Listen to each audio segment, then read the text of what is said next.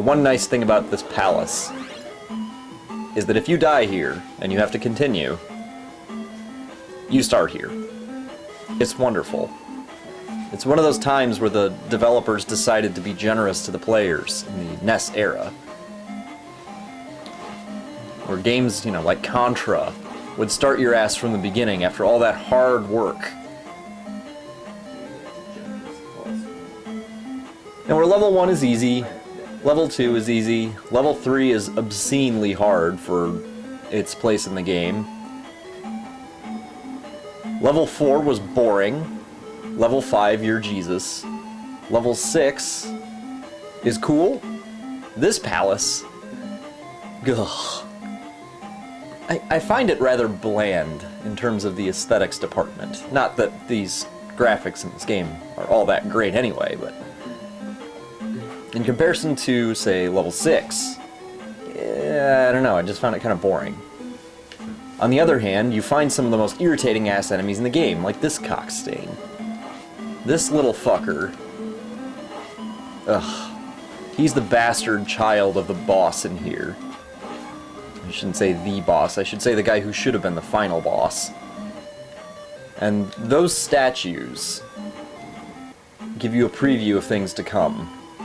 There is a creature in here that is the worst. He's worse than those Godfather Iron Knuckles, those blue fuckers, who've learned that not only is it efficient to cut, it's efficient to cut from a distance. There are guys in here who have mastered the art of the ghetto fight.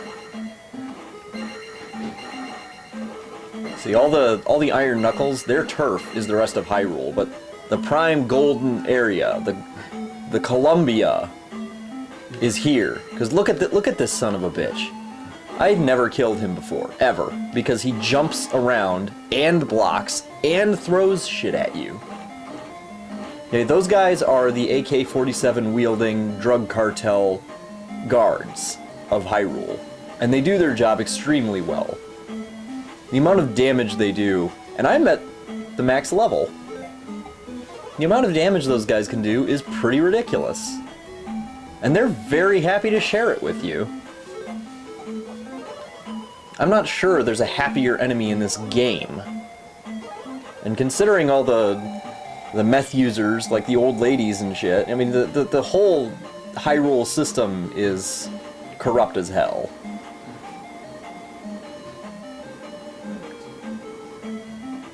But here, ugh, it just gets bad. These guys, they're not hard. They're not. They really aren't. You know? But they do a shit ton of damage, and they don't have any really predictable way that they spew their flaming ejaculate at you. These guys are spitter extraordinaire. They are the prostitutes of this entire operation. And those little bouncy snake guys, they are basically just the dildos that are laying around. They've really got their shit together in this level. You just don't fuck with this level at all. And it's not even the worst. Those red guys, those AK-47 guys, they're nothing. There's a guy in here who uses an RPG-7. Hey, you know how you see all those gangs in Somalia and shit using RPGs? That's this guy. This guy is far and away the happiest enemy in the game. His enthusiasm for forcible male anal rape is just unparalleled in the history of gaming.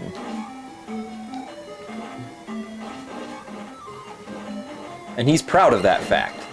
The only creature that can compare to him is that Red Devil son of a bitch in Ghosts and Goblins.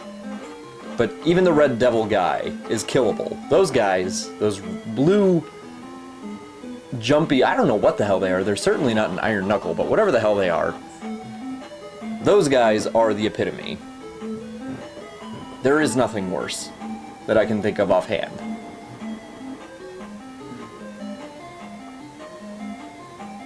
You should take pride in your job and there you have it. The worst with those guys is when they get pinned into a corner, because then their fire will definitely bounce into you. And this guy I have also never killed. There's no point to trying. I mean, he's a bitch to try to hit in the first place. And then to actually kill him. I mean, okay, they don't take a whole lot of hits to kill. They may actually take fewer hits than an iron knuckle, but they're so fucking hard to hit. They're painfully hard to hit. They use a full-body steel condom. Very effectively. And they're everywhere. You will never see a regular iron knuckle again. This is just...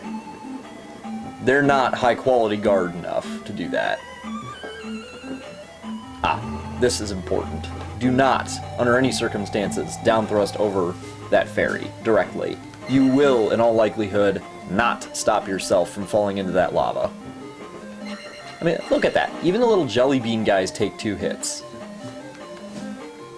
So you know those guys are hopped up on PCP. Because no jelly bean before now has taken more than 1 hit to kill. Even at, like, level 0 sword. Excuse me, knife. Shank, whatever it is. Whatever Link's weapon of choice is.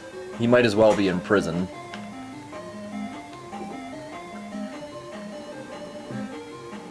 Oh. And this is a big-ass level. I mean... Know where you're going. Look up a map. Is that very manly? Of course not. But it's intelligent and efficient. There's nothing to find in here. What, you gonna look for a key? When you have the gigantic lion pube key head? The master key?